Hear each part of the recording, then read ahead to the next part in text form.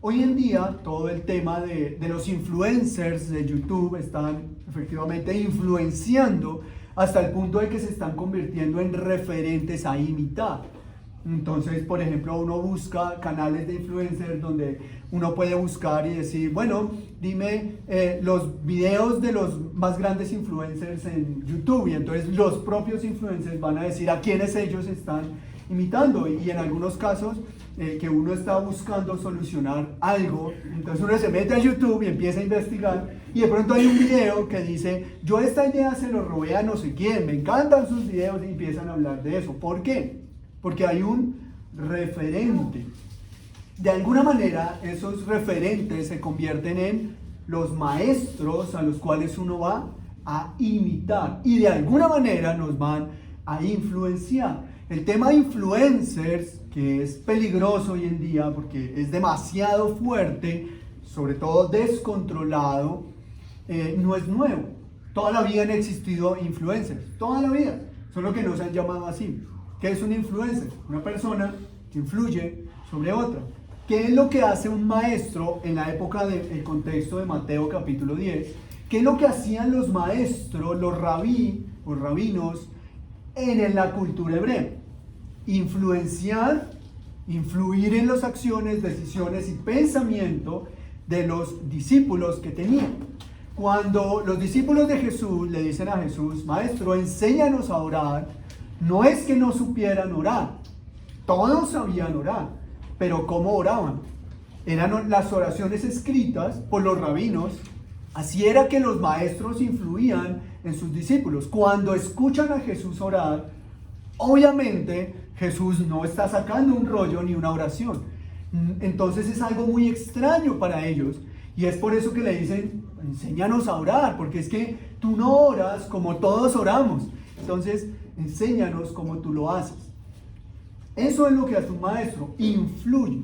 Así es que la pregunta que quiero que nos estemos evaluando en este estudio de lo que es un discípulo de Cristo es que, ¿quién es nuestro maestro? ¿Quién es el que nos está influyendo? ¿Quién nos está influenciando? ¿O nosotros cómo estamos influenciando a otros? Porque de la manera en que vivamos reflejaremos cuál es nuestro maestro. ¿Cuál es nuestro maestro? Hoy vamos a responder o a tratar de responder dos preguntas. ¿Qué significa este pasaje? ¿Qué significa este pasaje? ¿Y cuál es su alcance? ¿Cuál es su alcance? ¿Y por qué quiero que lo respondamos con cuidado?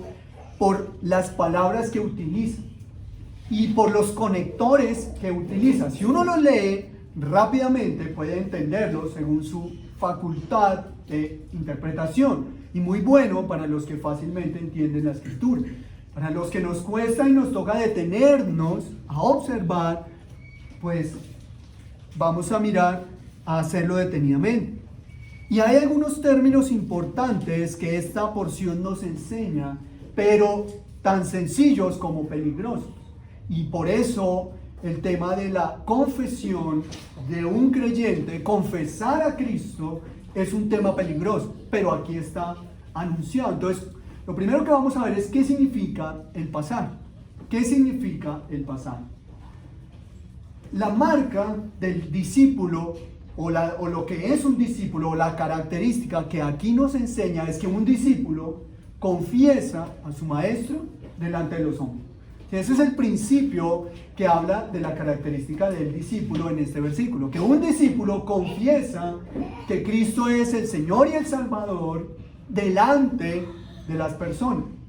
Pero ¿qué significa eso? Y lo primero que quiero que observemos es cómo empieza el versículo 32, con un término interesante. Dice cualquiera, bueno, dependiendo de la versión que tengas, pero por lo general las versiones están usando el mismo término, a cualquiera. ¿Qué significa la palabra cualquiera? Básicamente, la palabra cualquiera es un término esperanzador, ¿cierto? Esperanzador. Cuando la gente va a buscar empleo, hay un perfil de una competencia que debe tener, ¿cierto? Entonces, que tenga experiencia, que tenga conocimiento, en algunos casos que tenga un estudio de maestrías, doctorado, en otro mínimo bachiller, en otro mínimo que tenga experiencia de 2, 3, 4 años. En fin, digamos, no cualquiera alcanza cualquier tipo de trabajo, ¿cierto? No cualquiera asciende en una empresa, que hay empresas en donde hay personas que entran a ser personas del aseo y terminan siendo administradores de algún área. ¿Por qué? Porque la misma empresa los capacita, los forma, les ayuda, los impulsa y van creciendo, pero la escritura aquí habla de que cualquiera que confiesa a Jesús. ¿Qué significa eso? ¿Qué estudios necesitas tener para que Cristo haga lo que dice aquí? Ninguno. ¿Cuál es la habilidad, talento o perfil que debe tener una persona?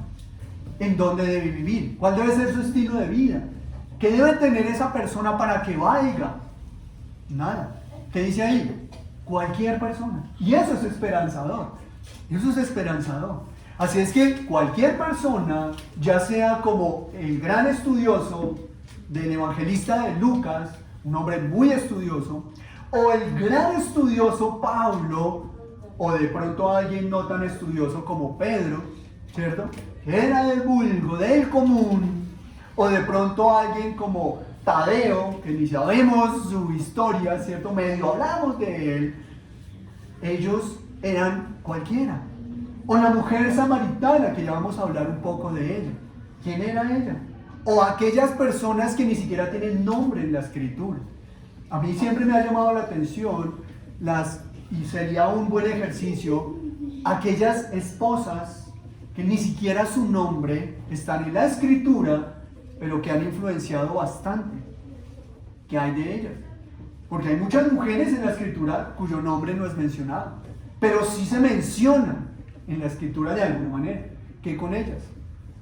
¿Se imaginan que ni siquiera se mencionen? ¿Qué con los que en el libro de Hebreos capítulo 11 dice, y hay muchos más que pudiéramos agregar a la lista, pero solo fueron agregados algunos? ¿Por qué esos sino otros?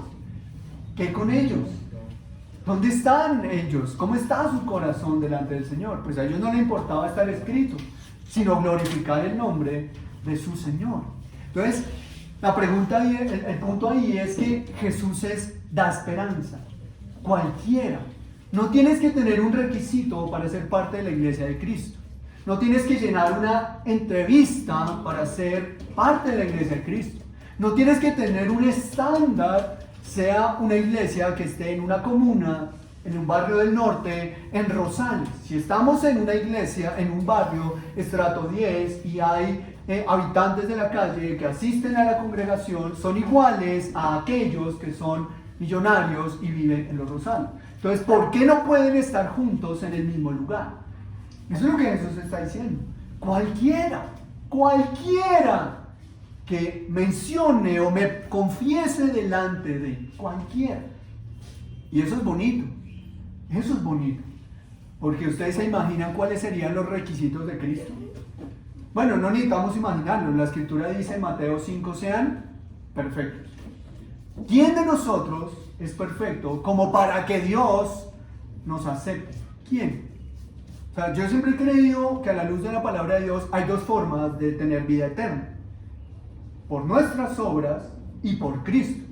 ¿Cuál es el problema de las obras? Que deben ser perfectas, sin pecado. ¿Desde cuándo? Desde que estamos en el mismo vientre de mamá. ¿Quién desde el vientre de la mamá no ha cometido ni un solo pecado? Cuando los papás le dicen a los hijos que tienen 6 meses de nacido y el niño dice, déjame decirte que eso es rebeldía y es pecado. Así de sencillo. Así es que ya por eso ya no entra al reino de los cielos. Por hacer un gesto de rechazar la comida que es bendición. Eso es pecado. Entonces te pregunto, ¿quién no ha pecado desde el vientre de su madre? Nadie. El 100% aún de los bebés han pecado. Así es que ninguno tiene acceso al reino de los cielos por sus obras. De manera que como nadie lo puede hacer por obras, solo nos queda una alternativa, que es por medio de Cristo. Por eso es que necesitamos a Cristo. Porque por nosotros no podemos. Sencillamente no es posible. No es posible. Según lo que dice la Escritura. Ahora, esa palabra cualquiera es esperanzadora. Es esperanzadora. Porque básicamente es, no importa qué persona me confiese, ¿cierto? O sea, no importa el perfil de la persona. Ahora, si pudiésemos traducir un término más interesante, literal del griego, en realidad, ese cualquiera es más literal como todo aquel. Y entonces ahí ya entramos en un tema interesante.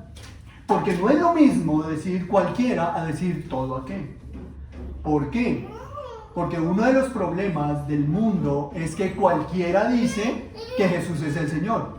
Y yo pregunto, ¿todos los que dicen Jesús es el Señor son salvos? No. No. Entonces ese cualquiera no es que no tenga condiciones. Es que las condiciones son otras a lo que nosotros demandamos de la gente. No sé si ustedes han entrado, espero estar haciéndome entender un poco. O bueno, un poco no, todo. No sé si ustedes, por ejemplo, han visto que hay restaurantes donde dice se reserva el derecho de admisión. Entonces, si uno va, seguramente no lo van a dejar entrar. Si no entras, si no tienes ciertas vestimentas.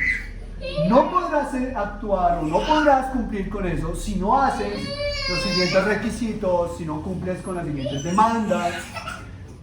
Simple, si yo no hago lo que hay espacios que gobiernan y dicen y ponen parámetros, entonces yo no puedo caber ahí, no quepo allí, y si no quepo, entonces ¿dónde quepo? Eso es lo que está diciendo allí. Mira, cualquiera no es que no importa nada ni quién. Lo que está diciendo es que humanamente ningún requisito Dios pide como condición para que seamos parte de la iglesia de Cristo. Es decir, una persona estudiada o un habitante de la calle son bienvenidos a la iglesia del Señor y amados por igual y servidos por igual, porque Cristo murió por igual. Entonces, la discriminación no es aceptada. Entonces, cuando uno mira ese término cualquiera, no tiene requisitos humanos, no demanda esos requisitos. Pero, ¿por qué me gusta más la traducción literal todo aquel? Porque no es tan amplio en su interpretación. Todo aquel no es lo mismo que cualquiera, ya aplicativamente. Porque todo aquel permite tener la condición para confesar a Jesús.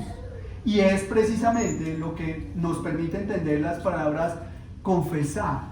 Y es allí donde quiero continuar, porque Jesús dice cualquiera, o sea, cualquier persona, todo aquel que me confiese, ¿sí?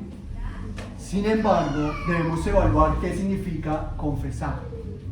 Ya sabemos que cualquier persona, Dios no pide requisito para confesar, pero ¿qué es confesar? Y quiero aquí que nos detengamos, porque muchos confiesan a Jesús como el Señor. De hecho, Satanás nunca negó el señorío de Jesús. ¿Y eso lo hizo hijo de Dios? No. Versículos como este, o versículos como Romanos, que dicen que todo aquel que confiesa a Jesús con su boca será salvo, son muy peligrosos. Son muy peligrosos porque la intención muchas veces es confiesa, confiesa. Y resulta que confesar no es la razón para la salvación. Confesar es el resultado de haber sido salvados, que es muy distinto, y es lo que vamos a mirar en este caso. Hay muchas personas que confiesan con sus labios que Jesús es el Señor, pero no han nacido de nuevo.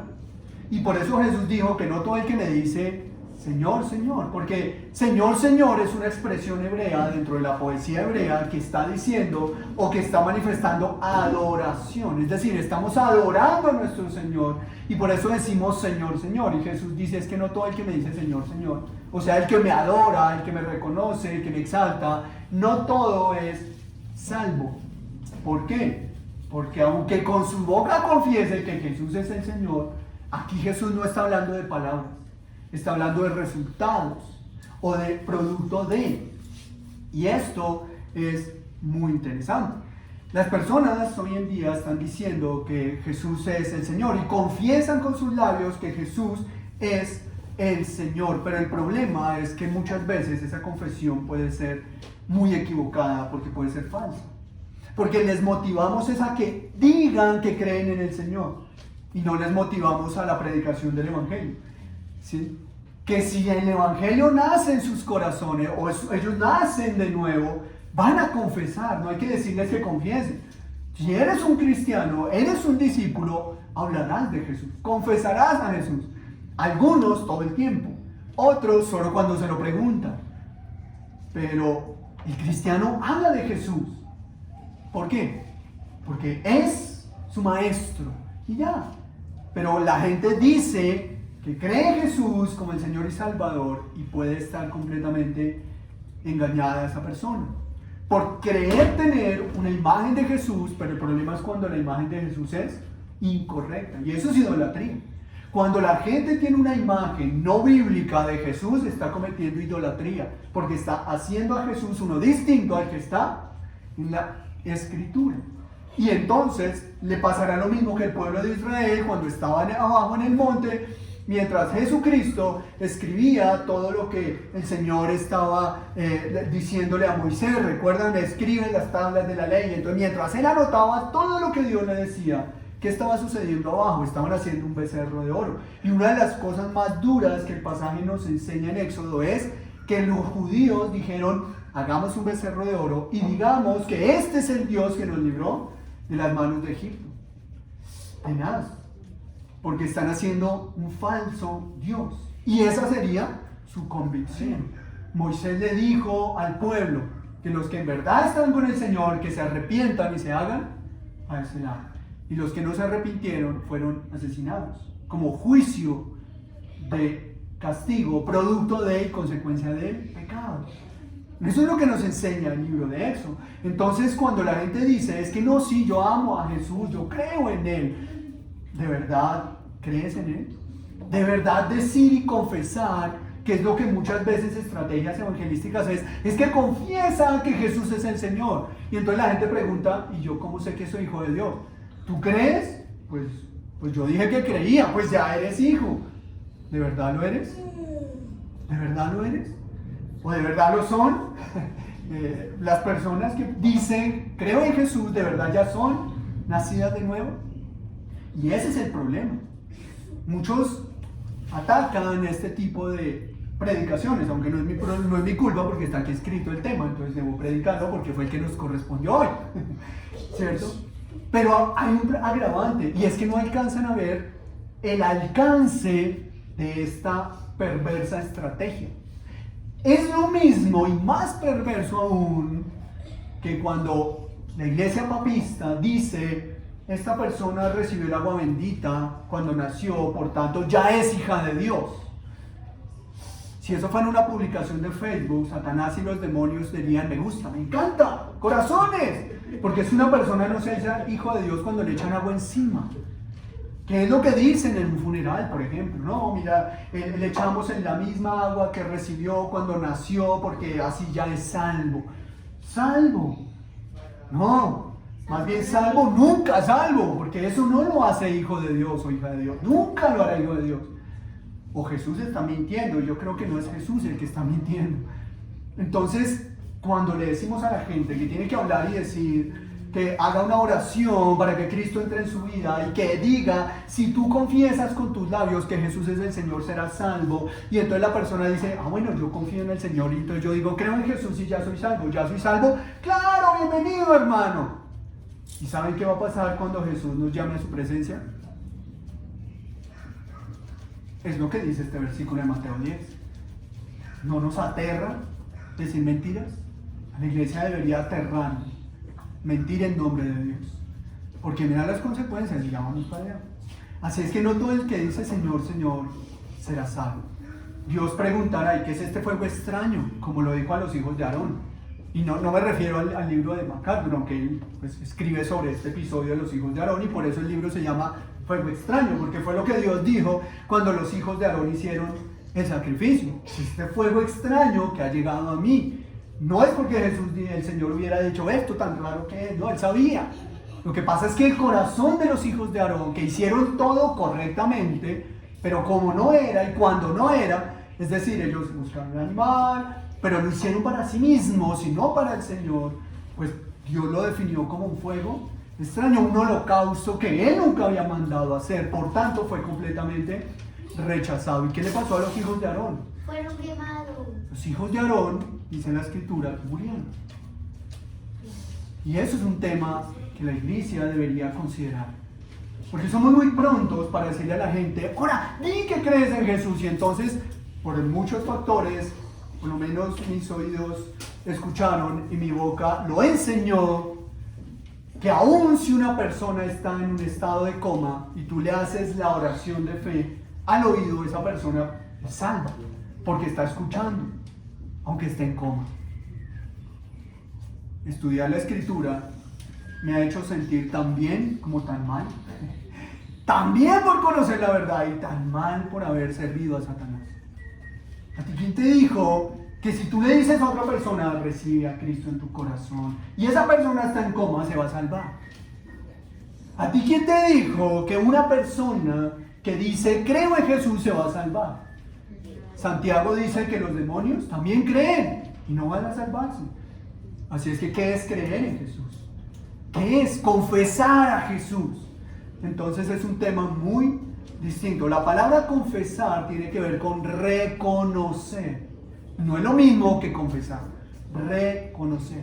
Muchos cristianos confiesan que Jesús es el Señor, pero no lo reconocen como el Señor de sus vidas, y por eso sus vidas no están bajo el señorío de Cristo, sino bajo su propio señorío.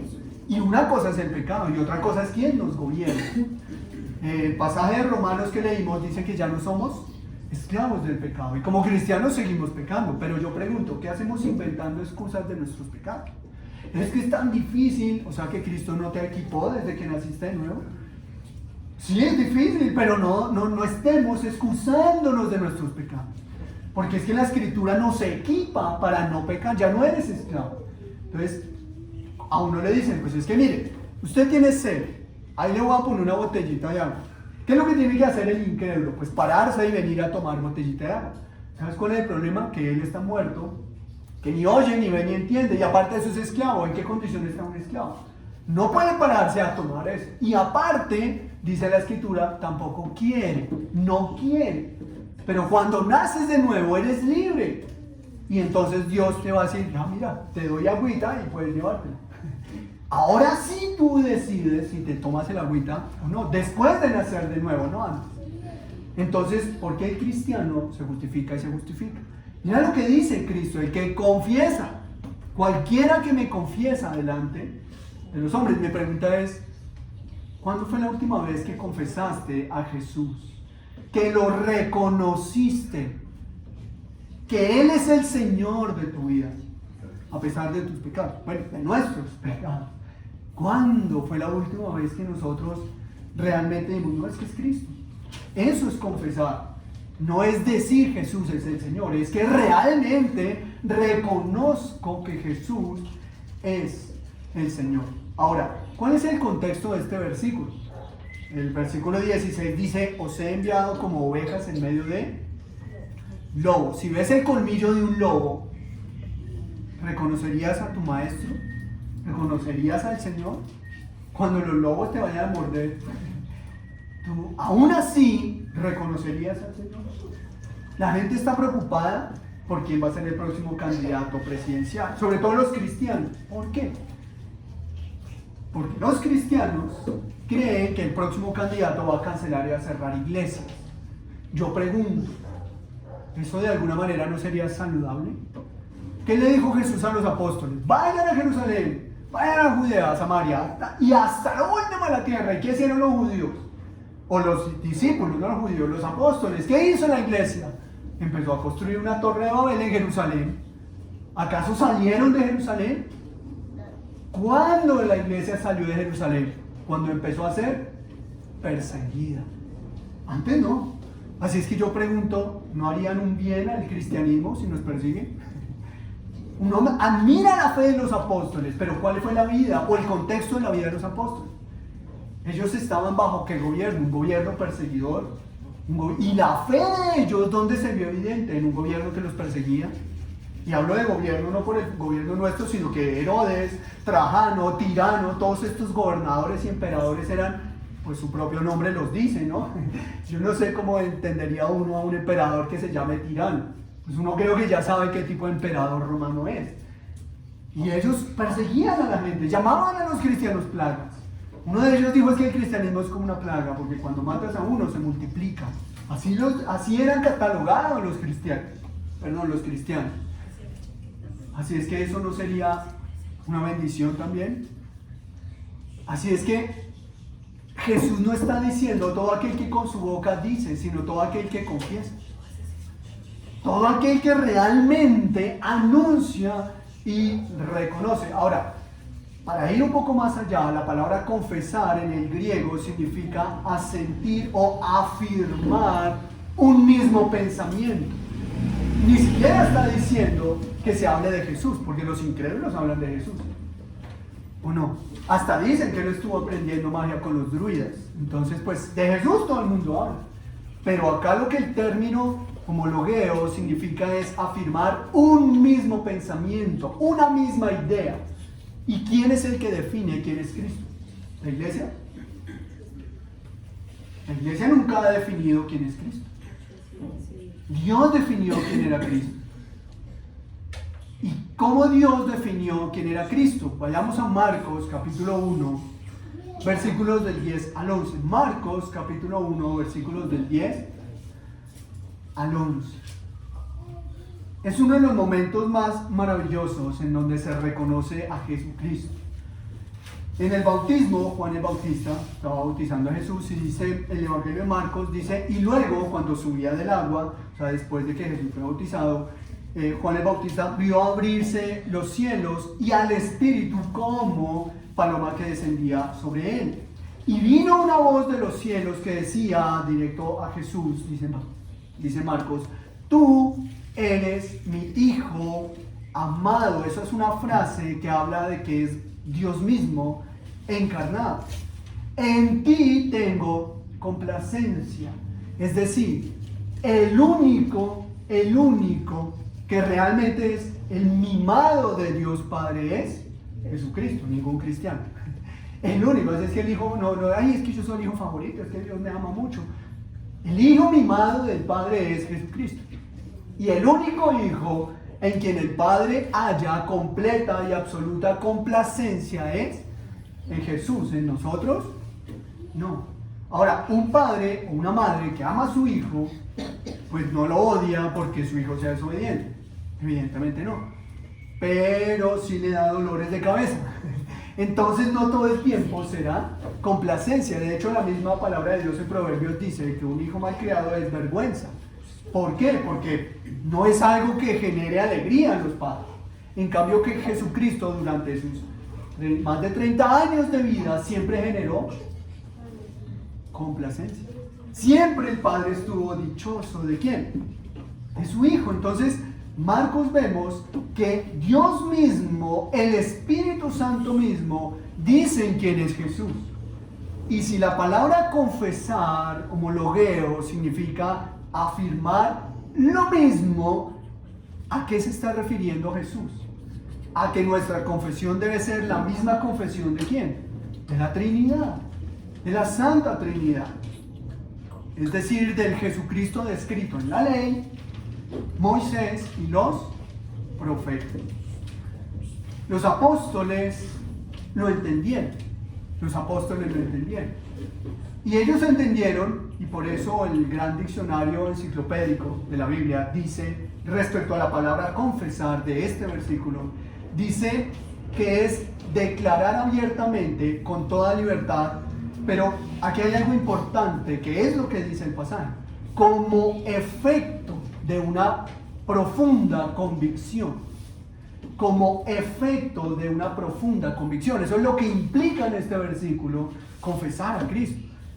Es decir, yo no confieso para ser salvo. Yo confieso porque soy salvo.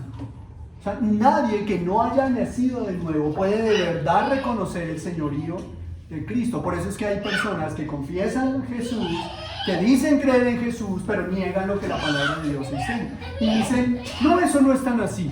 No, es que la palabra de Dios tampoco, pues que yo no estoy de acuerdo con lo que dicen. Dime entonces tú qué piensas. No, pero es que eso, aquí dice que no, que es lo que tú no entiendes. ¿Y por qué? Porque no hay un verdadero reconocimiento de que Jesús es el Señor. Entonces las palabras no hacen a un cristiano. El nuevo nacimiento sí. Así es que lo que Jesús está diciendo, que reconocen, es que están afirmando que son verdaderamente discípulos de Cristo. Y por eso es una marca de un discípulo, porque cualquiera va a confesar a Jesús. Los fariseos lo confesaban, pero decían que él era ¿qué? Alguien que había venido a destruir. En cambio, la Escritura dice que Jesús es el que vino a dar vida. A dar vida. Entonces, ellos confesaron que Jesús venía de parte de Belcebú. Entonces, cualquiera confiesa a Jesús. Pero Jesús está hablando de una profunda y verdadera convicción en su profundo corazón. Aún la mujer samaritana hizo esta confesión, aunque estuvo dudosa, porque ella misma dice por allá el versículo 29 de Juan capítulo 4, que ella fue y estaba hablando con cualquier judío. ¿Recuerdan? Y tú eres judío, dices que agua, pues que no tienes ni de dónde sacar agua. ¿De qué me hablas? Estoy hablando con un judío que odia a un samaritano, que ya es raro, pero eres un judío. Eres un judío más. Entonces, ¿de qué estás hablando tú? Y este judío más le dice muchas otras cosas. Y entonces ya la mujer pasa de hablar a un judío más, a como dice el versículo 29, que salió corriendo a los samaritanos y les dijo, hay un hombre que me ha dicho todo cuanto he hecho, y pregunta, ¿no será este el Cristo? Ahora, esto puede darse a entender que la mujer no creía que ese era el Mesías. Pero cuando leemos el versículo 39 de Juan 4, dice que los samaritanos creyeron por la palabra de la mujer que daba testimonio. O sea que la mujer no simplemente dijo, hay un hombre que posiblemente es. No, ella afirmó que Jesús es el Mesías. Y entonces, ¿qué sucedió con el Mesías? Pues el Mesías dio vida, y vida eterna. De manera que confesar no es simplemente decir Jesús es el Señor. Reitero. ¿Por qué? Porque no es una verdadera confesión. El que confiesa a Jesús como el Señor es porque ha nacido de nuevo y porque Jesús es su Señor. De lo contrario, lo otro sería, ¿cómo se llama? Lo que hoy está de moda, programación neurolingüística. Entonces programamos el cerebro de la gente para que confiese positivamente que Jesús es el Señor. Pero su vida, y uno pregunta, ¿y a quién imitas? Se parece al papá, es que es igualito, ¿no? Pues después de 30 años de cristiano y todavía se parece al papá. Pensé que parecería a Cristo, ¿o no? Eso es importante. ¿A quién nos estamos pareciendo cada día más? ¿A quién nos estamos pareciendo cada día más? Entonces, cuando yo confieso que Jesús es el Señor, ¿qué pasa? Entonces muéstrame que Jesús es tu Señor. A través de el no pecado, pues esa es la meta. Pero como no es posible ahorita, entonces ¿qué es lo que mostramos cada día? Más Cristo, cada día. Más Cristo, Señor, ayúdanos. Bueno, cada día es un decir, ¿no? Porque la Escritura no dice que cada 24 horas debe haber un cambio en ti. Eso no lo dice. Pero con el tiempo debemos mostrar cada día más ¿a quién? A Jesucristo. Entonces, confesar a Cristo y confesar delante de los hombres que Jesús es el Señor el que nos convierte. Aparte de que demuestra que somos cristianos, verdaderos discípulos, porque no sabemos las consecuencias que vamos a vivir por confesar a Jesús el Señor, ¿en qué nos convierte? En lo que dice Hechos 1:8, me seréis testigos. En eso nos convierte. Y los cristianos sí deberíamos ser cuidadosos de la palabra de Dios. Si hay algo que yo admiro mucho de los judíos ortodoxos es que ellos son cuidadosos. ¿Por qué razón los judíos no afirmaban que Jesús era el Mesías, habiendo visto las evidencias? Porque ellos sí entienden el significado de la palabra testigo. Ellos saben que si yo soy testigo, yo revelo y muestro ese testigo. Pues si no lo creo, ¿cómo voy a decir o a dar testimonio? Por eso es que no estoy justificando a Nicodemo, pero ¿por qué fue de noche? Porque es que ser testigo de Cristo, no solo delante de los hombres, delante de Dios, era algo muy serio. Algo muy serio. Es lo mismo que la palabra amén. ¿Sabes qué significa amén? Que lo que Dios está diciendo es verdadero. ¿Y sabes qué implica la palabra amén? Que tú vas a hacer lo mismo. O sea, a mí me hace responsable lo que estoy escuchando. Eso es el sentido profundo implícito de los términos bíblicos. Así es que si eres un testigo de Cristo, ¿en qué te convierte? En alguien responsable que muestra a Cristo.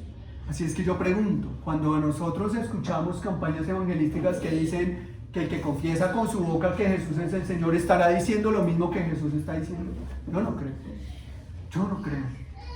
Y es por eso que confesar que Jesús es el Señor delante de los hombres es que todo aquel que ha nacido de nuevo tiene a Cristo como su Señor.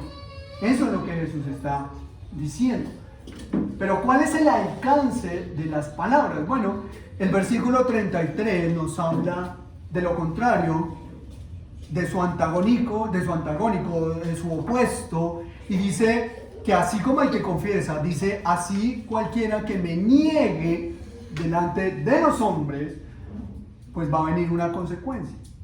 Ahora, está hablando de negar simplemente como usando el término confesar. Es decir, tanto la palabra confesar no es simplemente decir, como la palabra negar no es simplemente decir. Porque hubo en la palabra de Dios, bueno, todos, pero conocemos el caso más típico de un apóstol que negó en 3 ocasiones a Jesús. ¿Y Jesús lo va a negar? ¿De verdad Jesús va a negar que Pedro fue un apóstol? Pero si Pedro lo negó. Entonces, ¿a qué se refiere el pasaje? A una convicción. Yo confieso que Cristo es el Señor porque estoy convencido que Cristo es el Señor. Y yo niego a Jesús porque estoy convencido de que Él no es el Dios encarnado. A eso es a lo que se refiere. Porque Pedro lo negó, pero no era la convicción de Pedro. ¿Y por qué lo sabemos? Porque Pedro se humilló, se arrepintió. Dice la Escritura que lloró amargamente. Lloró amargamente. Pero luego, ¿qué hizo? Se acercó. ¿Se acercó a dónde? A los apóstoles. Y se acercó a Jesús. ¿Y qué hizo Jesús? Usted fue el que me faltó, ¿no? Jesús que le dice, Pedro, ¿tú me amas? Sí, Señor, te negué 3 veces. ¿Qué quieres que te diga? Si tú quieres que te diga, Señor. Si te negué 3 veces, ¿cómo me preguntas que si te amo? ¿Por qué no me jalas las orejas? ¿Por qué no me desechas como apóstol? Te negué. Pero Jesús nunca hace eso. Jesús le pregunta, Pedro, ¿tú me amas? Es interesante que Jesús restaura el corazón de Pedro. A pesar de que Pedro lo negó. Pero lo que aquí el pasaje dice es una negación de convicción. ¿Acaso en realidad tú crees que ese Señor es el Mesías? ¿Ustedes en realidad creen? ¿O recuerdan lo que vimos hace unos domingos, no? ¿Acaso ustedes han visto a alguno de nosotros que haya creído en Él? ¿Ustedes también creyeron sus mentiras? Eso es lo que está diciendo. Lo negaron porque estaban convencidos que Jesús no era el Hijo de Dios. ¿Y cómo se puede negar a Cristo delante de los hombres cuando la gente dice que todos los dioses son iguales?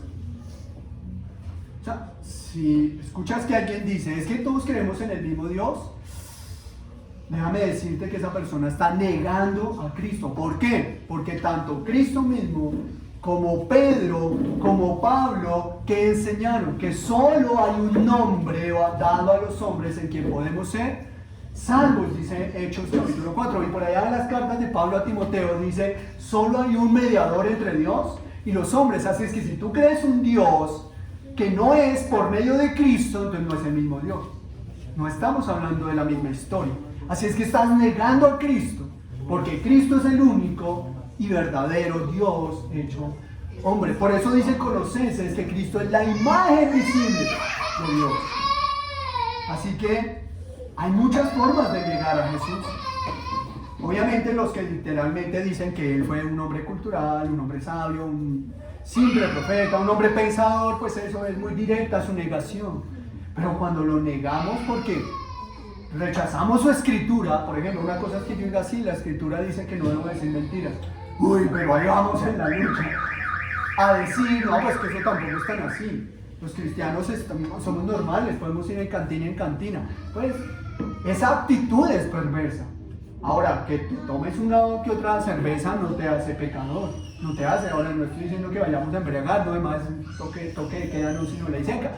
Pero toque de queda, porque entonces tampoco podríamos celebrar la cena con vino, porque ahí ya estaríamos ingiriendo alcohol y estaríamos pecando. No, eso no es un problema. El problema es que si es tropiezo, que lo haga en un lugar donde sé que voy a hacer tropiezo, que me la pasen esas todo el tiempo, es que es para la sed. Para la sed, pues toma agua, pues toma alguna bebida que te quite la sed. ¿Cuál es la razón de estar ingiriendo alcohol, aparte del vino? Si es bíblico. No, o sea, el tema es que si tú vas a celebrar y te destapas una botella de vino y brindas, disfrútalo. Disfrútalo. ¿Cuál es el problema? El problema es que eso se convierta en piedra de tropiezo o nos excusemos con nuestras acciones. Y eso sí es un problema. Pero como tal, entonces yo pregunto, ¿quién es el Señor? ¿Quién es nuestro Maestro? ¿Quién es nuestro Maestro? ¿Cuál es el alcance? Dice el versículo 32 de Mateo 10. Yo también le confesaré delante de mi Padre que está en los cielos. Y el 33 dice, yo también le negaré delante de mi Padre que está en los cielos. Ahora, ¿a qué se refiere esto? ¿Sabes? Hoy podemos confesar delante de los hombres o negar delante de los hombres.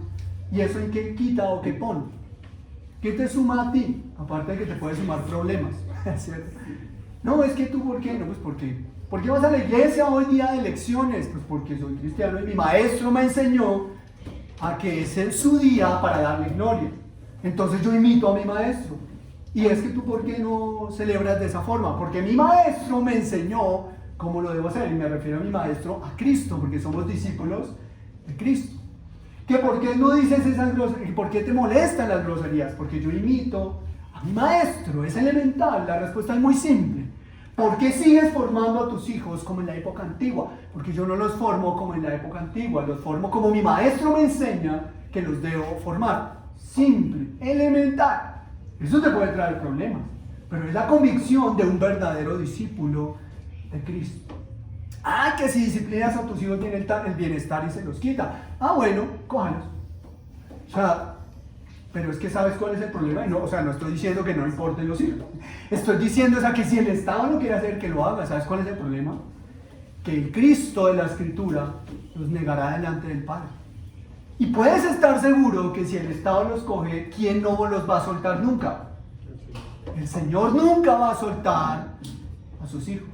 Así es que, de verdad te arriesgas. ¿Sabe cuál es el que va a sufrir realmente? El Estado. Ellos son los que van a sufrir el bienestar, es el que va a sufrir por estar entrometiéndose en los planes y propósitos del Señor. Entonces, ¿a quién le tememos? El problema lo están asumiendo ellos, y la culpa y la responsabilidad es sobre ellos, que están en contra de los principios y lo están negando. Así es que acá dice que el que lo niegue, el Señor también lo negará. Ahora no estoy diciendo que cargues siempre con muda de ropa para que le entregues a tus hijos al primo que te los pida. No estoy diciendo eso, pero no malinterpretar mis palabras. Pero lo que estoy diciendo es que este pasaje dice que hoy nosotros podemos confesar o negar a Cristo. ¿Saben cuál es el problema? En un día todos nos presentaremos al juicio, todos, creyentes y no creyentes. Estaremos en el tribunal de Cristo rindiendo cuentas. Y como dice el himno, porque hay un himno que se llama Cuando allá se pase a lista. El coro es profundo, dice Cuando allá se pase a lista, lo repite como 20 veces. Pero dice Cuando allá se pase a lista, a mi nombre yo feliz responderé. ¿Por qué? Porque nací de nuevo y producto de eso confesé que Cristo es el Señor. ¿Y sabes por qué podemos entender que se habla del juicio? No solo por el alcance, porque Jesús no está haciendo juicio, está siendo el abogado por ahora. Entonces, cuando Él dé su testimonio ante el Padre, será el día del juicio. Y aparte de eso, mira lo que dice Lucas capítulo 12, versículos del 8 al 9, es el pasaje paralelo. Lucas 12, del 8 al 9 amplía y dice: os digo que todo aquel que me confesare delante de los hombres, también el Hijo del Hombre le confesará delante de los ángeles de Dios. Mas el que me negare delante de los hombres, será negado delante de los ángeles de Dios. ¿Está contradiciendo Mateo? No. Está diciendo que el día del juicio todo ser viviente estará presente. Y el Padre y todos los ángeles estarán ahí como testigos. Por eso Juan, cuando escribe Apocalipsis, siempre ve ángeles, porque los ángeles son testigos de las obras majestuosas del Señor. Y cuando estén delante de todos, entonces ahí es cuando vendrá el lloro y el crujir de dientes. Porque mientras hoy digamos, no, pues es que yo creo que Jesucito, Chuchito lindo, yo lo amo. Claro, pues es que si Él es todo power. Entonces, ¿qué va a decir el Señor? ¿Sabes qué va a decir el Señor? Nunca te conocí. Y entonces vamos a decir: Señor, pero acuérdame de mí, que yo cantaba remolineando y hasta lanzaba con cintas. Y Él va a decir: ¿qué? No sé quién eres. Te negaré delante de mi Padre el día del juicio. Yo pregunto, ¿no debería nosotros llamarnos la atención de verdad a la palabra de Dios? Es que un discípulo confiesa a Cristo y el mundo odia a Cristo, porque al mundo no le gusta esto. Al mundo no le gusta esto. ¿Cómo podemos concluir y cómo podemos aplicar este tema? Bueno, lo primero, espero que me hayan hecho entender. Lo primero es más importante. En primer lugar, quiero recordar las características de un discípulo que hemos visto hasta hoy. La primera característica que podemos ver allí es que el discípulo de Cristo imita a su maestro, ¿cierto? Fue lo primero que vimos. Lo segundo es que el discípulo de Cristo no tiene miedo o no teme a quienes lo persiguen.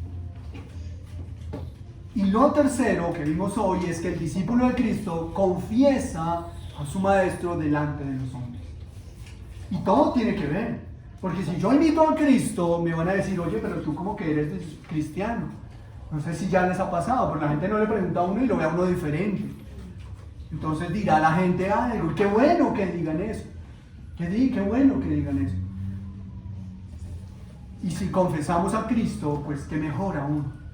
Porque no confesamos a Cristo para que digan: usted es cristiano. Confesamos a Cristo porque somos, y no podemos callar, como Hechos capítulo 4. Ustedes van a dejar de hablar porque han causado alboroto, y dice que estaban molestos los fariseos, los guardias del templo y los del Sanedrín, dice Hechos capítulo 4. Y entonces, en medio de tanta situación desvergonzada de parte del Sanedrín, que querían matar a los apóstoles, a Juan y a Pedro, le dicen: los vamos a soltar, los vamos a golpear, pero ustedes no van a volver a hablar. Y Pedro y Juan dicen: juzguen ustedes.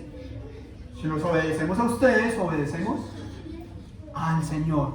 Pero no vamos a dejar de hablar lo que hemos visto y oído, porque no es un trabajo, es identidad. Te identificas con tu maestro. El maestro nunca calló la verdad. El maestro siempre la habló. Él guarda silencio cuando era sabio, no cuando ocultaba la verdad. Así es que el tema es las características. Ahora, cuando lo confiesas te van a perseguir. Entonces no tengas temor, no tengas temor. Ahí mismo en Lucas 12 está el complemento de lo que vimos hace 8 días de Mateo 10, por si lo quieren revisar. Ahí mismo dice que no temas al cuerpo que al que mata el cuerpo, porque no puede hacer nada más, dice Lucas 12. Lo segundo que quiero concluir, seguramente hay muchas más cosas, es que nadie confiesa de verdad, y la verdad de Cristo a no ser que haya nacido de nuevo. Nadie confiesa de verdad, ni la verdad de Cristo, a no ser que haya nacido de nuevo. Así es que tengamos cuidado en tener la motivación de decirle a la gente, confiesa que Jesús es el Señor, cuando lo que la Escritura dice que consecuencia del nuevo nacimiento es que el cristiano confiese. Pero es que Romanos dice que el que confiesa con su boca y cree en su corazón, por eso, cree en su corazón. Y nadie cree en su corazón a menos que haya nacido de nuevo, porque su corazón es de piedra, dice Ezequiel. ¿Y qué hace el Señor para que tengamos un corazón que crea en Él y nos da un nuevo corazón? O sea, el bautismo del Espíritu Santo, o sea, en la regeneración, es decir, el nuevo nacimiento, es lo mismo. Ese es el bautismo del Espíritu Santo, no es una nueva o una señal secundaria del nuevo nacimiento, es lo mismo, es el nuevo nacimiento. Entonces debemos tener en cuenta que nadie que confiesa de verdad y la verdad de Cristo, o nadie puede hacerlo a no ser que haya nacido de nuevo. Entonces en la evangelización, ¿qué hacemos? ¿Le decimos a la gente que confiese a Jesús? ¿O le decimos a la gente que somos enemigos de Dios y que deben arrepentirse de sus pecados y creer en Cristo? ¿Qué oración debe hacerse? Pues ora por el arrepentimiento y el perdón de los pecados. No más.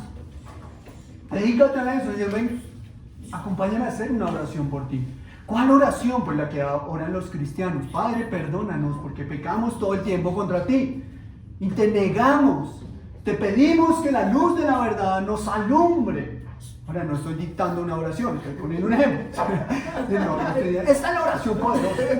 No, estoy solo poniendo un ejemplo. Puedes orar, Señor, que tu luz le haga nacer de nuevo, porque es que no hay nada más que hacer. Que le lleves al arrepentimiento, que tengas misericordia. Dale la verdad, revela la verdad a su alma para que entienda el camino de Cristo. Y ¿sabes qué? Esa persona tendrá que empezar a estudiar la Escritura, porque es que no hay otra opción. No hay otra opción. Así es que no es al del bus de compartir y al menos hizo una oración. Y muchos le oran a Mamita María. Y son salvos por la intercesora. Muchos hacen oraciones a las almas del purgatorio. ¿No es eso lo que hacen con las pepitas? Almas del purgatorio. ¿Qué es? Almas del purgatorio. El purgatorio estás uno ahí mientras lo escucha decir esas cosas. ¿Cuál purgatorio?